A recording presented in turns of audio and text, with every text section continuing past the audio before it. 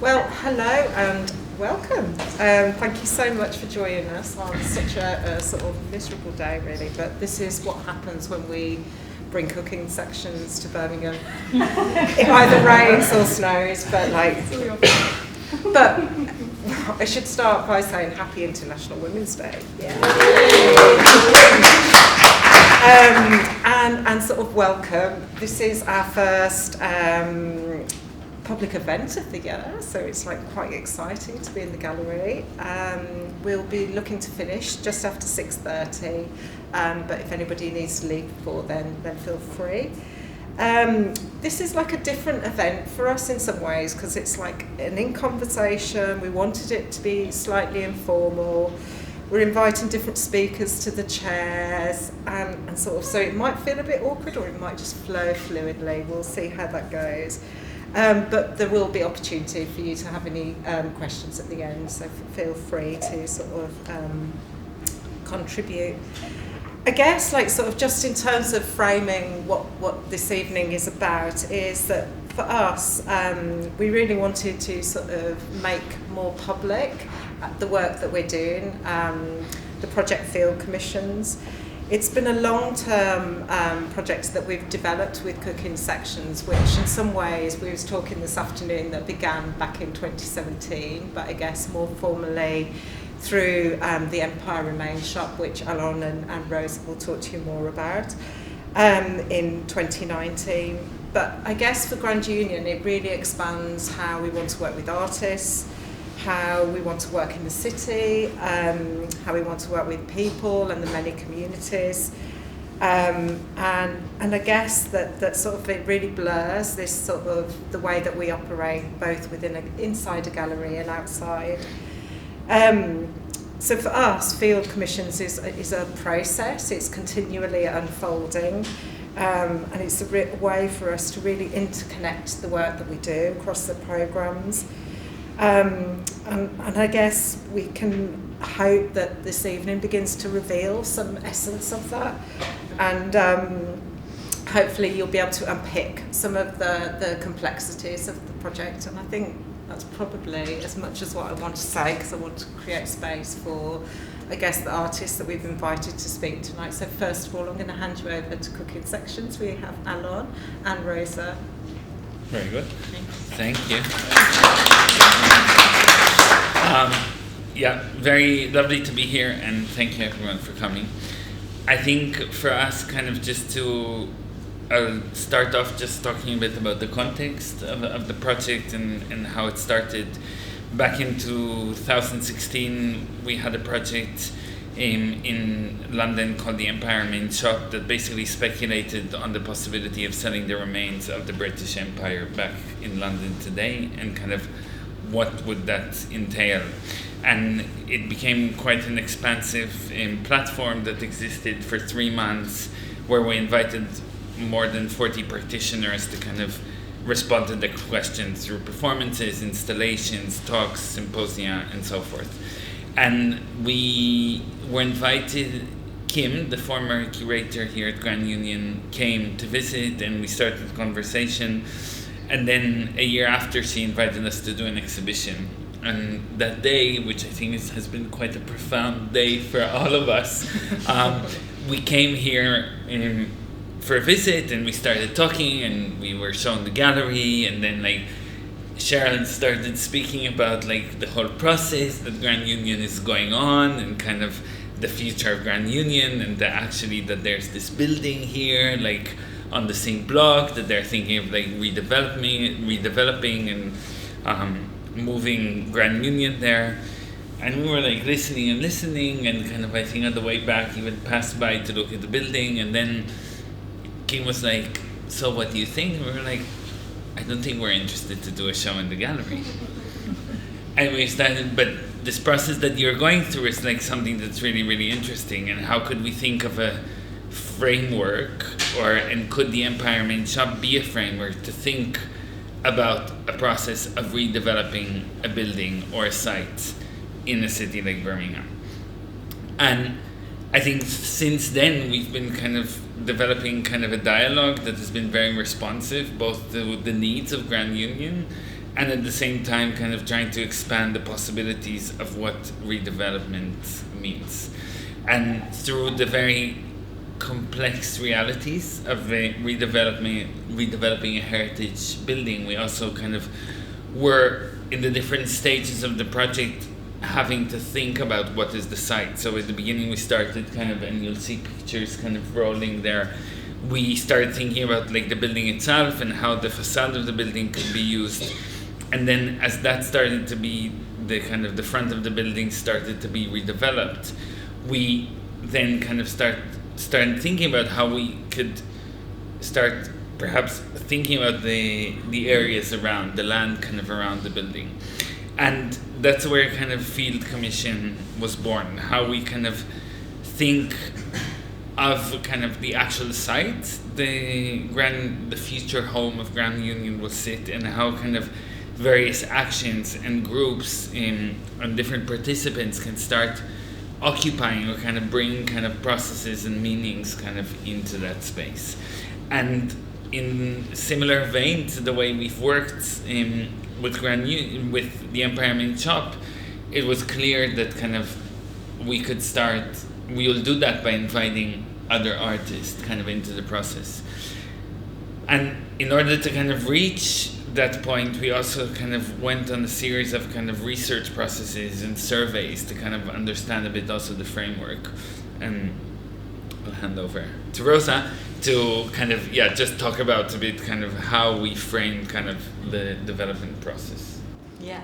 So like within the realm of Empire Main Shop, we were looking at like the different histories and embedded like empire and colonial histories within this area and within the site and within the surrounding buildings, and how to kind of uncover like colony through the use of the buildings and then many things that might remain. One thing we did with a survey of the building also is like looking at the history, the like multi-species history of that building, and so looking at all of the ferns and mosses and things that lived there, and how some of them had a history to colonial trade and might have come through on the kind of trading of the canals and the many different geographies that were connected to Birmingham through the kind of colonial trade on the canals, but also kind of first acknowledging the many things that lived in the building before then inhabiting it with new things and new programs. And then within the site that we've been looking at for field commissions, there's a lot to be said about its history and things that we've uncovered there and continue to uncover there with Asad. So this site, as many of you here know very well, is on the canal, very close to us, and opposite it is a gunproofing yard. The Birmingham, like throughout its industrializing history, has been used as a place to make a lot of like weapons and tools of warfare that were then exported across to many colonial wars throughout the world. And all of these guns that were produced in Birmingham would have had to be proofed and tested, and through many like governmental laws and things that got passed, all of these guns would have passed through this site. And so this proofing yard tested these guns by putting a really large amount of gunpowder, like lead heavy gunpowder, into the guns, and it's like a crazy big load called the proof load, and it would have caused a lot of this gunpowder to spill out into the environment. And what we found in the site during field commissions and the testing is that a lot of this lead ended up in the soils and the plants and the site that we were working on through maybe either blowing over or going into the canal and getting dredged out. And so like the start of field commissions was like this kind of molecular history of the industry and colonial legacy of the sites.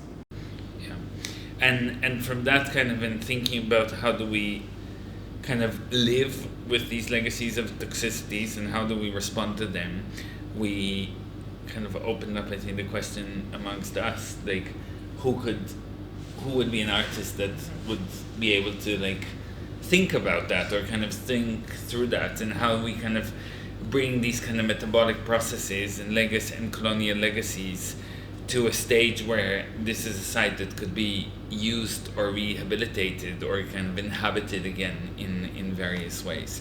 And 2.5 years ago, approximately, we met Asad while in Berlin, and he will speak more about his practice, but I think we saw there a piece he did at the Gropiusbau Museum, which was basically making soil, and we were like, oh, we have all this site with contaminated soil, and there's here someone that has been thinking a lot with, through, and by making soil, and perhaps there's a way kind of that he can respond to that. And I think that was kind of when we invited Asad to come in, and really kind of just to finish off and to say that also this kind of moment I think for us is very special, because the way the Field Commission has been kind of thought and designed is to really be a process that is kind of iterative and accumulative, and that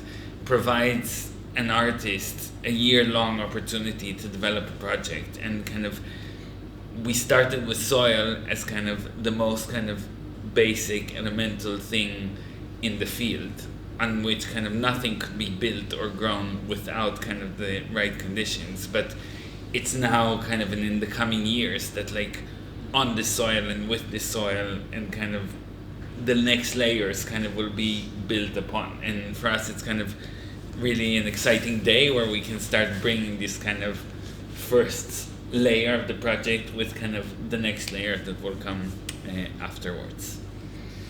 So over to you. Yes, that's true. All of that is true.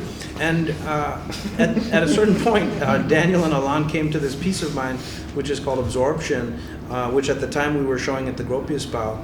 And there we had made about 30, 40 tons of artificial soil using waste products from around Berlin. So at that point, I knew a certain amount about how to make a healthy, fertile soil out of ingredients that you gather from a city or a region, and then put it in a white cube and let people take it away and grow stuff with it, which is what that project basically does. But with the invitation of Daniel and Alan and Raza and Grand Union, we had to take this whole model that we developed into the field, so to speak, pun intended, and try to do it in a toxic, contaminated, heavy metal laden soil landscape, and that was extremely complicated. And that was actually also what led to all the things that for me were big discoveries and changes to the practices that I have around soil making. Because as we started investigating, at the beginning I assumed something very naive. I was like, okay, great. First we find out how much lead, how much copper, how much manganese, how much whatever, cadmium, and then we take it out.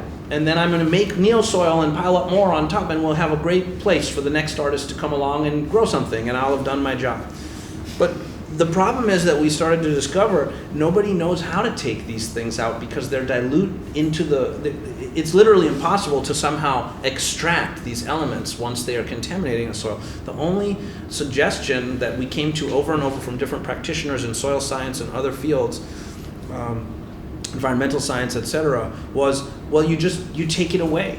You go and you put it somewhere else. And so the logic of being able to do that, to me, was what I wanted to kind of attack, because that's the logic that we always have somewhere else we can dump the thing that we created, rather than say, hey, okay, we have to deal with it now. So I started saying to soil scientists, okay, but what if you couldn't do that? What would you do? And then it then came to something very simple and elemental also, which was you can dilute it by adding enough other material. So our first idea was to start to make artificial soil in the way that I already knew how, by gathering things, for instance, cardboard boxes from Latif's, and pizza ash from the brick and whatever a pizza place, and the spent barley from the brewery and custard factory. And we actually created together with Matt, who's standing back there, a beautiful protocol to make artificial soil in this neighborhood out of the waste products of the businesses here. But it turns out that the people that we assembled to kind of work on this, the team of cultivators, were very, very interesting and talented and dedicated people. And I can see many of them right now, Tokir and Matt and Jess, who's working on the soil scientist. And they had a lot of ideas themselves from their own practices, from their own community gardening practices, from their own compost making practices, from their own fungi experimental art practice. in the case of Matt Gale. And so I started to say, like, okay, instead of deciding exactly what everyone should do to try to remediate this soil, I'll just become more like a coordinator and allow let's try all of these things and then slowly see what happens. And in some larger way, I think that most of my work is a little bit like a social sculpture more than it is a material sculpture. So I was really just trying to create a community of people who were coming regularly to this place and doing something. And then the thing that I feel very happy about now is that, as we get ready to hand up, to invite in and see what Resolve Collective is going to do, which I'm very excited about, and I think that their ideas that I've already heard are very interesting, exciting, and I'm looking forward to coming back, is that the soil making and soil regenerating and soil remediating processes will continue. So in my opinion, that social sculpture actually became a reality. It became a community of practitioners. And that for me is like the something great. But I also just learned a lot from having this invitation about how to take these works into the field, so to speak, and deal with all the actual problems that you don't have to deal with in a White Cube museum. But finally, I think the other fascinating thing about the way that Grand Union and cooking sections have been working together is that, as Alon already said, it's iterative and additive. So in other words, it's not so much like the old idea of an exhibition where you come into a white cube, you put something there, then you take your thing away and someone else comes and puts their thing there, and then the next, and it just, there's no relation between these different moments, right? That's the norm. In this project, the soil remediation is going to continue. The whole thing is still under the umbrella of the Empire Remains shop of cooking sections hosted by Grand Union. And now Resolve Collective will come and do another thing. And so it's an additive process that it seems like that seems fundamentally different. And when we were discussing this back in the fall and in the summer, Joe and I, the idea came to us that it would be amazing to have a conversation together with Resolve Collective, because one thing in my whole exhibition history I've never done, I've done conversations with curators, with scientists, with other artists, people involved in my project in one way or another, or in the institution that's hosting me in one way or another. I've never done a conversation with the artists who are supposed to come next, where I'm supposed to be gone and they're supposed to come next. So the logic of this project is different. It's additive and it's metabolic, I would say. And that's something I feel very happy about. Thank you. I think before we sort of move to the next artist, I think it'd be really nice to have a moment to think about soil. And I just wondered whether Matt wanted to sort of join to sort of, like, I guess, discuss a little bit more detail in terms of, and Jess, your work. So can I ask thank you. You're staying.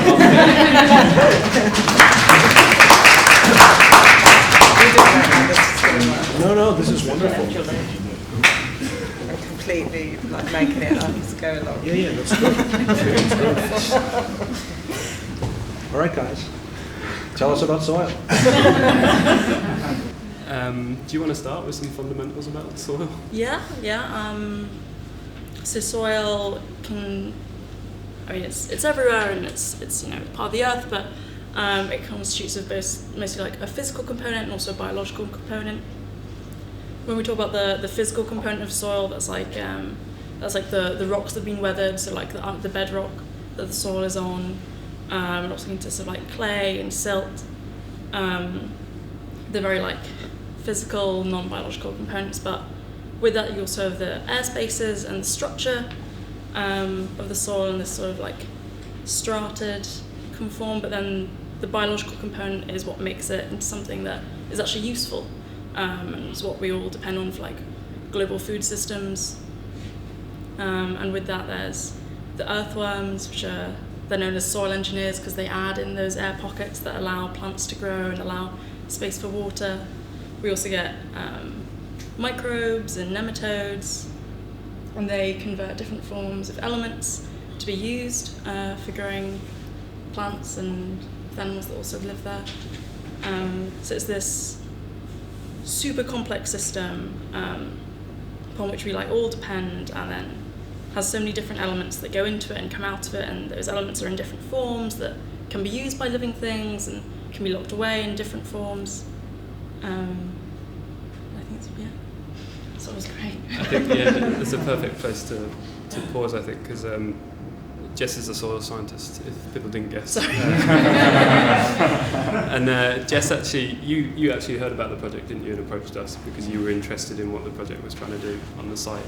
And your PhD work is different to working directly with soil in this way, isn't it? Yeah, I look at soil science in a more like agricultural context, looking at developing new fertilizers that are less polluting and more sustainable, and about reducing pollution of soils, which links it again, but in a slightly different way. Yeah. I think it's really interesting talking about that sort of the ecologies of soil and the way that parts of it interact with each other, and then think about how that then connects with everything else that is around it. So the people that walk past it all the time, the people who have come before who have influenced that soil architecture, the dredging of the canal, the gunproofing that Raza talked about. It's all there in the soil, and I think this project was really interesting from Grand Union's perspective because we could talk about the heritage of Digbeth and place ourselves right in the middle of that in this moment of regeneration that's happening here. And with that, with Asad then bringing the idea of the cultivators from previous work gave us a really good opportunity to introduce lots of other people to that site and to use or to work with their knowledge and their practices to build this like bigger knowledge base that was greater than the sum of all its parts on the site. And I think that is like the soil that Jess talks about there in a scientific way gives us that really beautiful metaphor for the work that we did on the site together. I think it's also worth pointing out that Matt is a modest person, but has done, I think, a remarkable amount of research on soil or even other substrates that can be used as growth mediums, and has advanced my thinking a lot already about the goal is not just to make fertile soil like in an abstract way. There's much more specific uses that you can put different substrates with different concentrations of nutrients and different concentrations. Sometimes it's better, for instance, for wildflowers or wild plants to have less nutrients and to have a more hard scrabble kind of substrate, let's say, and you can even use other things like building rubble. These are all things I've learned from Matt. So these knowledges that are like still accumulating, for me that's something that's a positive about the project. It's not just about representing something briefly like a practice, that it would be great if that practice happened. In my opinion, in this project we've been allowed to really go further into like actually trying to make that practice happen, and that's the core of the project. And we've probably done a bad job on the side of just representing it, because there's no easily one way to represent my time here. I have no like iconic TIFF file. You mentioned something earlier though about or JPEG, whatever. But I think you've got something that's more interesting in terms of the practice of sort of developing this participation that sort of has stretched across the city and stretched across how we can work with people, and also it sort of brings the sort of central relevance of soil to our whole society, and I think it's given us an opportunity to spend a whole year, if not longer, and that legacy will continue to sort of really see the value of it. And I think it's drew in people and knowledges, and that knowledge will continue to sort of mix, become fertile, and sort of go back out. And so I think you don't need a TIFF. I think the time thing is really important as well. And right at the start of the project, it was the first day that you were here with us on the site, and I remember you saying to me that if at the end of the project we just know the site better than we do today, then that should be considered a success of the project. Because I'm someone who likes to get stuff done typically, and this project has really taught me, that it's important to be really slow sometimes and to really give yourself that space to think about what you're doing. And I think that's crucial when it comes to regeneration in an area as well. If we don't take that time, then you just make the same mistakes that already existed, and you don't solve the problem. So I think having that longer time span for the project really gives us that opportunity, but then it allows us to tell that story to people who own the land and people who manage the land like CRT, and try and change their thinking and the systems that they are already working within as well. Are we moving on? Should we have another shuffle? I think so. So I guess it's a really good opportunity to sort of introduce the sort of, we always imagined this like baton passing, didn't we? I really wish that we'd had something ceremonial that we could physically do. Maybe we just, it should have been a handful of soil really, shouldn't it? Oh, we missed that. But I guess, you know, that sort of, we really wanted to sort of create this opportunity for sort of those sort of layers of knowledge to sort of continue. So I guess it'd be really good if we can invite Resolve and like sort of to come into the conversation. I stay again? Yeah, but there's only 2 chairs. Like it's Maybe just grab a chair. Oh, Joe, are you going to go? I'm going. Okay, we don't have a baton, so let's just do the traditional. Yeah, we can do that.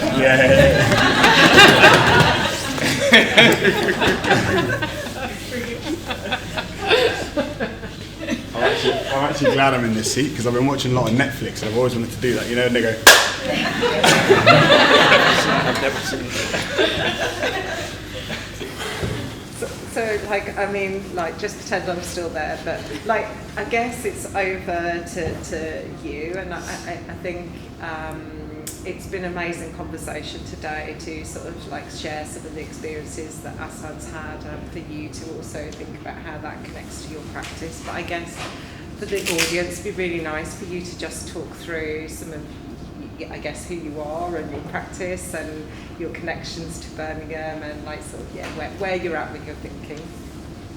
Do you want to give us a little introduction and then I can talk about the idea? Sorry, and I know we're out here like little penguins. Yeah, we so should take our coats off. It's so cold. Now I'm going to lean in and I'm going to put my hood up.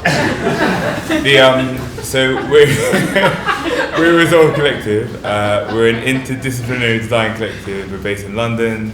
We work between art, architecture, engineering and technology to address social issues. And a lot of the work that we do revolves around this idea as using the site as a resource, which I guess also plays into this project in particular. And in that, we like to think about not just using local materials, but also how do we celebrate and appraise local knowledges. So when we started in our own local area in South London, where we're from, and we really had no kind of vision towards doing anything other than that, just working locally. And a lot of that was around trying to celebrate knowledges that were kind of often systemically or inequitably made invaluable, and how do we use design with a small d as a way to rethink our immediate environment and to see our experiences, the experiences of young people around us, the experiences and the practices of people around us, as this kind of vital resource, this resource that we can use to kind of transform our lives and transform the places around us.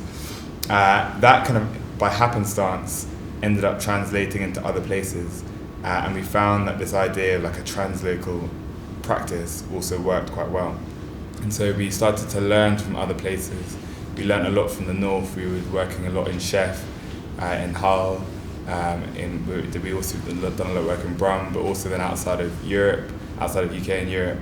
And all of these places, we're always looking at this local and how we work in that local way. So that's been the nutshell of the practice, I suppose. And it might also be worth talking about the particular connection with Brum, because outside of just this project, I think we see Brum as quite a transformative moment in our lives. Our practice as a business entity, as a logistical entity, changed dramatically because of our contact and our relationship with a lot of organisations in Brum, like Maya and like Civic Square. The conversations with those fertile and transformative conversations with Imi and Amara changed how we practice, changed how we exist in the world. And I think that school of thinking, the Birmingham school of thinking, has actually been something which has been super influential. Steph and I, and also Mel, you got a bit of family up in Birmingham as well, don't you? But just not. I've got some friends.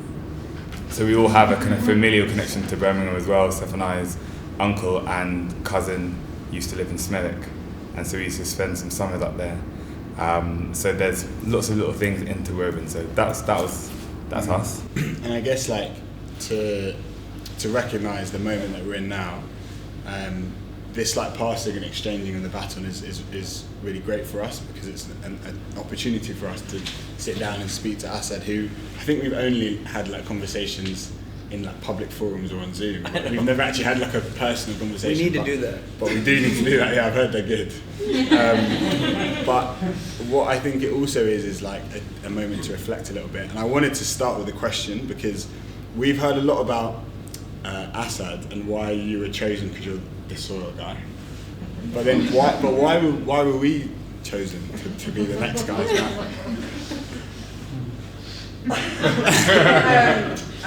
Like, it's so funny.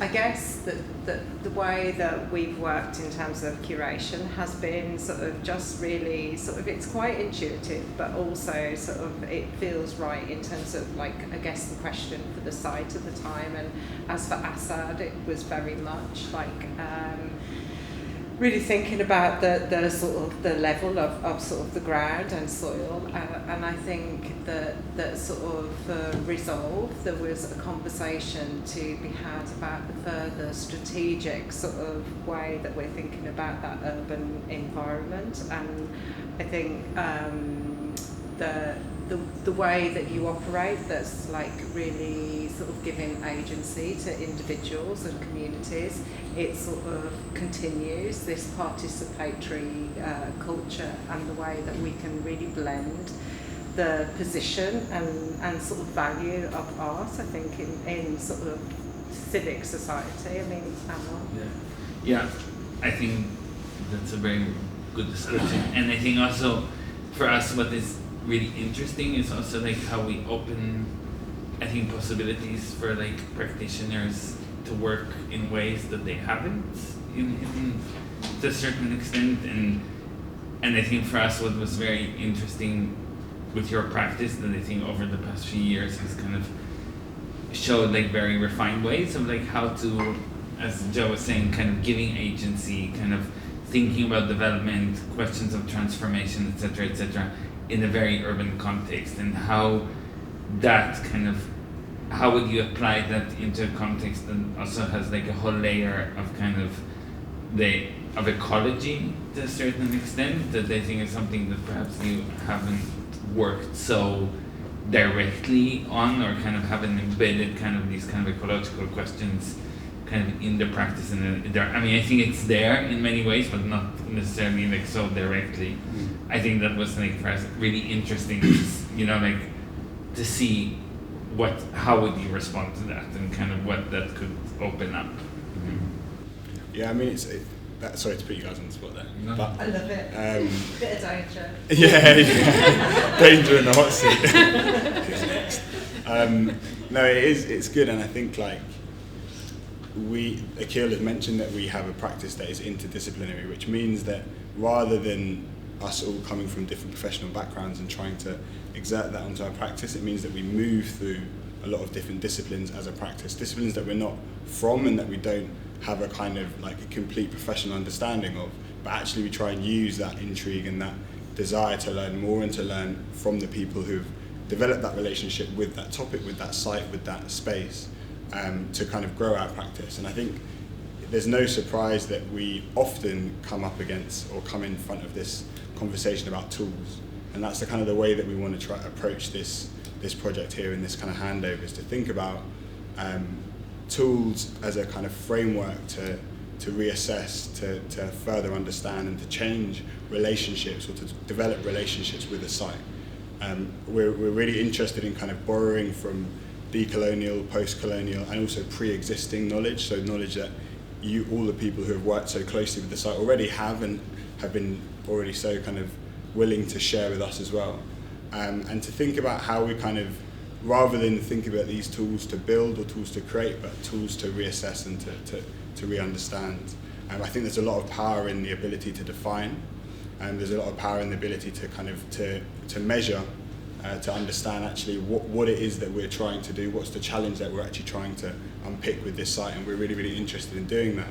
And particularly doing that in like a participatory way. So if anyone were to ask me, what tools are you going to build, I would say, I don't know. because we don't know yet, right? But actually, what we're really interested in is inviting this process of making together. So thinking about how do we kind of borrow from all of the knowledges that have already gone into the site and create a space where we can make together, create a space where we can open up that place of making to other communities, other people who want to participate in the process, hopefully other people who don't have an immediate relationship with it or immediate access to that knowledge, but we're kind of helping bridge that gap. And then hopefully that can kind of exist within the site in a similar way to Asad's work, as it has kind of existed beyond that initial interaction, and now it will always exist. We're really keen to make sure that these interactions, perhaps it's these tools or this space for these tools, can continue to exist, and then hopefully they can go kind of somewhere in the future. Maybe it's that they, like most things, fall into the canal, but hopefully not.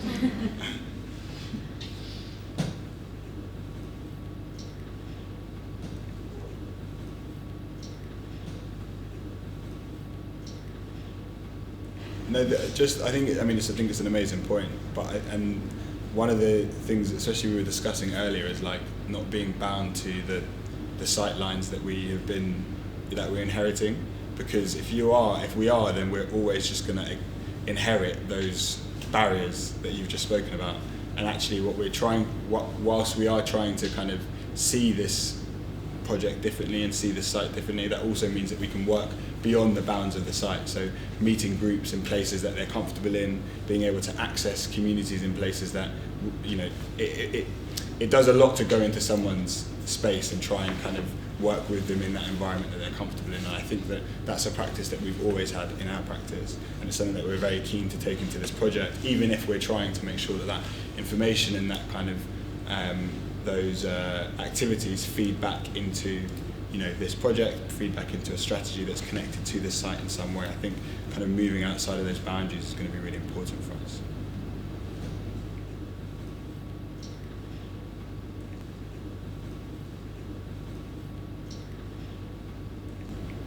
Maybe I could also, just based on our experience together, Dalkir, say something which is, this question, how can this make change? How can all these things which could be seen as esoteric inside of like these art institutions that maybe not, everyone gets the chance to experience, how can it make change? I've also worried about that a lot over my career. And, but I'll give you two examples which I think are interestingly different. So a couple of years ago, I served on this committee for arts policy for Joe Biden. And I was part of this group of people who were trying to help formulate an arts policy for his platform as when he was running for president. And it was interesting to be invited to do that. At the same time, when I listened to all these big Zoom calls, because this was in 2020, this was in mid-2020 in the pandemic, I was just struck by how self-serving most of the perspectives were, because they were basically about, we need more money for this realm of culture, or we need more money for this realm of culture. And I was kind of like, yeah, I mean, it's kind of interesting, but I don't know if I feel like this is really what I want to get deeply put my time into, is like fighting for more money for one sector of the culture industry or another. At the same time, I remember a moment that we had on the canal, which I've had in several pieces of mine, and which I've had myself in working on projects, where you spend time and attention on a place or in an activity, and slowly a feeling of ownership of that place or that activity grows in you. And then the interesting thing is, once you have that, it's almost as if you are then able to grant that to others too, about that place or that activity. And that sense of almost like ownership, it doesn't matter who really owns it. It doesn't matter who owns that site. Like that's our site. And no one should ever tell you you don't belong there. And that you can get. That's a change I think you can get from art. That it can give you the conviction that that's your thing, and nobody else can take it. They don't even have the power to take it from you. I mean, one of the interesting things about the canal side, where Field Commission is currently operating from, is that it's adopted land, and I think we're really interested in the fact that sort of you can sort of adopt something in sort of, you know, I guess in like the real meaning of it, and I think for Grand Union it is a real question in terms of who gets to occupy those spaces, and so I think, you know, many the long 18 months of like sort of prior to actually getting on site was like sort of really trying to navigate those systems, and sometimes you sort of have to sort of ask for forgiveness rather than seeking permission. I think it seems like it's even valuable to be able to use that this process to somehow facilitate that conversation. And like, we were struck initially when you told us about that relationship with the land. We'd never encountered it before. I'd never heard about adopting a piece of land, and I think we're super interested in making sure that the vehicle continues to be able to drive those conversations, and encourage people to think about relationships with spaces altogether differently. I ask if any of the cultivators want to talk about their experience on the site. I feel like they're such a big part of this project, and it would be nice to hear some words from anybody that wants to share just the gathering and the process and everything about it. Sorry, I am putting you on the spot, but yeah, I worked as a cultivator on the site. I came from kind of an arts background a while ago, and then into this project just completely unknown about anything like this, and that was a really interesting experience for me, literally just coming along to a meeting and all these people just talking about soil and composting and me being like, it's so nice to meet you, I don't know what the hell you're talking about. But like, I carried on going, obviously, and like for me, building a relationship with a space outside of my own garden was something I found fascinating, and taken from that, looking at other arts projects that have done that and kind of how they've changed spaces, and kind of taking away, obviously the ecology of the soil is something long term, but what else can be built from that, and like the impact of the education on that ecologically being more important, and the community taking ownership of those forgotten spaces that become more and more valuable. Like, we have less and less outdoor space, and it's something that I forget how important it is for me. And I think personally I've realised, oh yeah, it's really good if I go outside and do shit. I'm going to feel better, but how am I going to get that across to someone else? And why aren't I using this, like, why am I just referring to that down there as the shitty bit of land? Why can't it be something nice that someone can enjoy?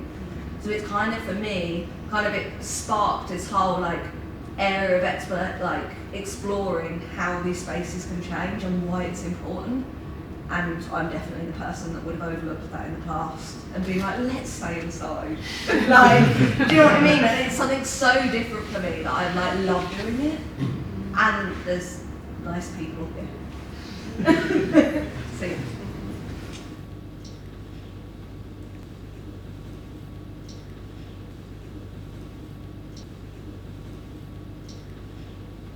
This is more for me, I guess, because I didn't. Yeah. It's about the zero. Absolutely, 100% zero is the answer, in the sense that I never thought, how will this look? It was only about how can we achieve. The goal was to try to remediate the soil by various methods. Of course, once we were engaged in that, occasionally we'd be like, oh, that will look cool. That will be interesting. But it never came. I can honestly say, the only part that did come like that, in my opinion, is one of the failures of the project was we designed the beds, and some were just plain rectangular square, and then I had this idea of this arch shape that I thought it was interesting to think about, when we did renderings together with Raza and stuff, but when I go there now, I feel like it made zero impact in any way on anybody. That's just the fact. So that's the only place where there was an aesthetic decision that was taken for an aesthetic reason. And that I could go on for a while about why it was that shape, but it's in point of fact, it didn't make an impact. So, and many of the other things did make an impact. It's very moving to hear me for me to hear the cultivators talk about the impact it did have, which is not what one would normally consider aesthetic in a traditional sense. But I guess that's only if you sort of limit the aesthetic to sort of something that is visible. And I think that, like, I guess some of the interest of working with you, Asad, was because of the relational aesthetic quality of the way that you make work. And you started by talking about social sculpture, which in some ways for a project like this, it feels much more relative to sort of use aesthetics with that wider sort of understanding. Yeah, and I think also just to add on that I think there's like a very important layer of this whole project and that I think you were touching like really nicely on is what does it mean to inhabit lands today, like, and what are the legacies that come with that process, especially in an area that is going under kind of rapid and extensive redevelopment. And I think that for me, this is like the framework, and I think then people were kind of invited into that framework, and of course each practitioner, artist can kind of take that and kind of through their, through their practice, through their methodologies, through their ways of knowing the world, of working through the world. But I think there's like the condition, the conditions under which the project is operating are real.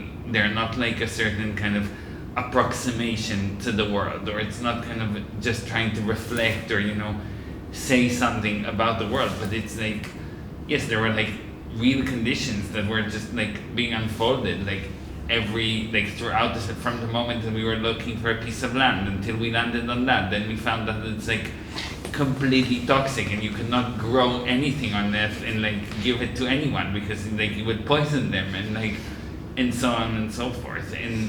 And for me that is like, and I think in our practice that is like, how do we respond to that, and how do we develop like certain parameters and kind of methodologies to work with these conditions, and kind of, as Asad was saying, not to externalize these kind of questions, but like to, like how do we move through these toxicities? It's something that we're all doing like involuntarily or like unknowingly, like every moment, like since we step into this like world until we like leave it.